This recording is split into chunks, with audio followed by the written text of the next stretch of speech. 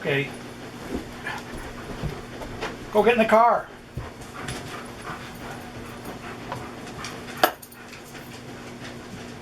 Hello friends, YouTubers, trolls, whoever's watching. We're hiking in the woods when we probably should be camping.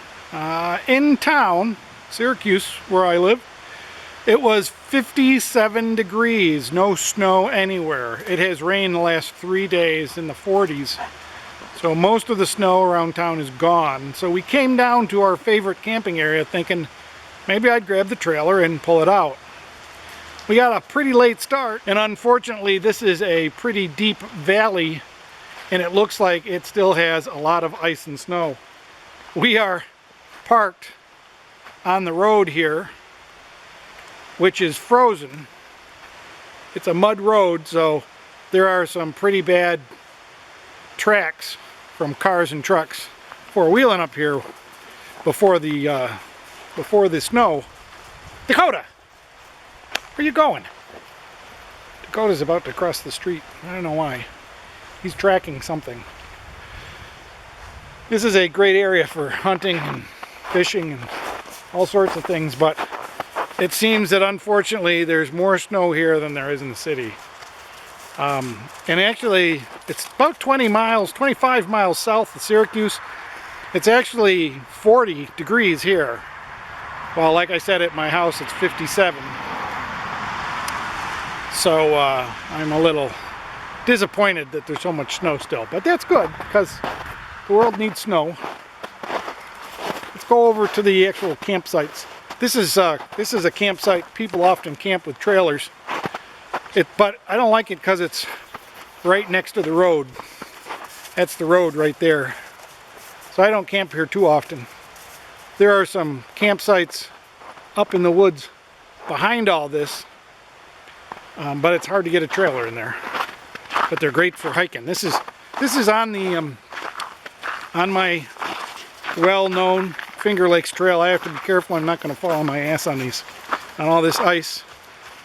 But this is on part of the Finger Lakes Trail. Here's the road into the campsite loop. This used to be a campground, a private campground, I believe, and it kind of went to pot. Some nice looking deer tracks here. I think that's what Dakota was following. And it went to pot and the state took it over. But they didn't do anything to make it, they didn't reforest it or anything, so it's still a great campground. It doesn't, they took down the buildings and the outhouses and all that, but this is my favorite campsite over here. The Finger Lakes Trail is on the other side of this figure 8. This is the campsite. We camp here. We have camped here several times and done videos about it. This is where we usually camp. This little site here. It's fairly level is why. Sometimes during the opening of hunting season there's hunters in here, but not very often. And then there's campsites on the other side of the inroad that actually are a little better, but the last time we were here there were a couple of trees that had fallen over and a couple of trees that looked like they were going to fall over if the wind blew. And like there's one right there. So we stayed in the middle where I think the trees are a little more sturdy. Boy, there are some big deer tracks here though. See, people have been driving through here, which lays down a nice bed of ice. If I walk in the snow, I slip slide. If I walk on the ice, I slip slide. I don't know if there's a better way to do it or not. Should I make this video 20 minutes long so people could watch it while they're on their treadmill walking along with the dogs? Maybe I could turn this into an outside exercise routine. I would come camp here. This is the bottom, the very bottom part of the campground. I would come camp here if I wanted to use my solar. If I was going to stay more than 3 or 4 days, I'd get better solar down here. It's a wide open field. And I don't think anybody ever camps down here. It's fairly level, but in the days that we've been here in the past, it's pretty grown up. So, like some of my other camp spots, it would be a very big grown up field that would have to be tromped down to make it nice. Caesar's on the hunt. What you got? He thinks he's found something. He's tracking it all through the snow. Unfortunately, it's in the pricker bushes.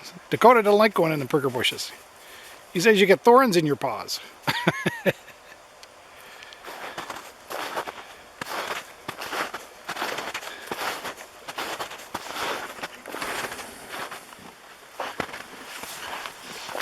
We are on a very heavily used deer trail. The boys are tracking. But we're really just looking for shed antlers, because that would be cool to find. Get out of the water! Get out of there!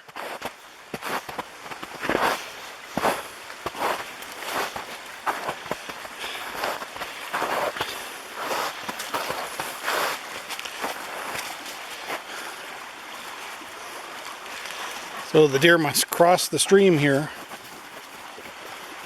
Sometimes when they jump out of the stream or into the stream, they lose their antlers then. They shake them loose. So it's a good time, good place to look. But I don't see any. Still a little bit of snow here. It's a beautiful stream. This is just such a beautiful place. Come down here and be able to get right up to the stream and get water for cleaning or washing.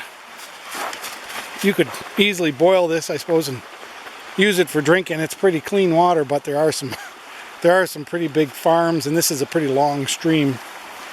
Pretty big farms in this area.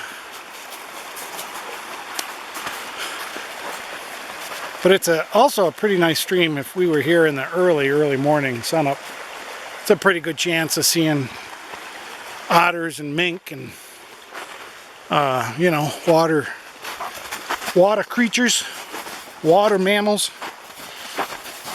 I believe there are people that hunt and trap in this area, so hopefully the boys won't find any traps, although trapping season's pretty over with.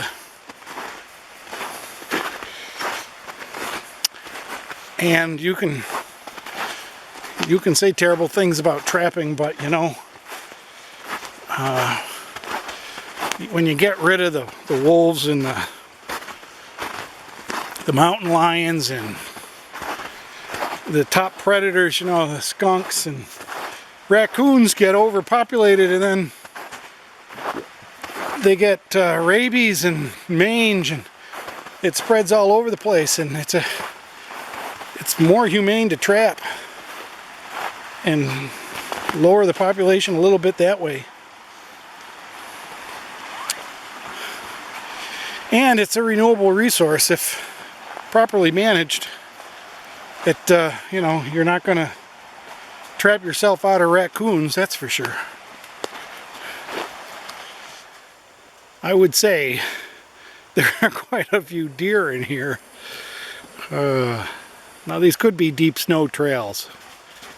When the snow gets deep, the deer all follow the same trails and follow the same food.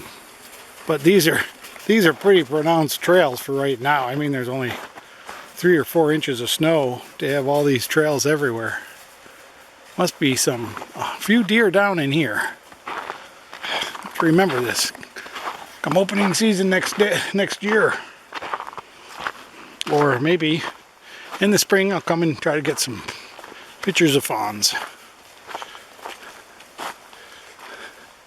I do hunt. I have a lifetime hunting license. However, I always carry my camera, and I always take a picture before I pick up the gun. So far, I have not carried any bullets in the gun, but I do carry it so my hunting partners don't really know. I figure why carry that extra weight of a bullet if you're really not going to shoot anything anyways. I'm sure the boys would love if I brought home some venison, because they found it in the woods several times, dead from who knows what.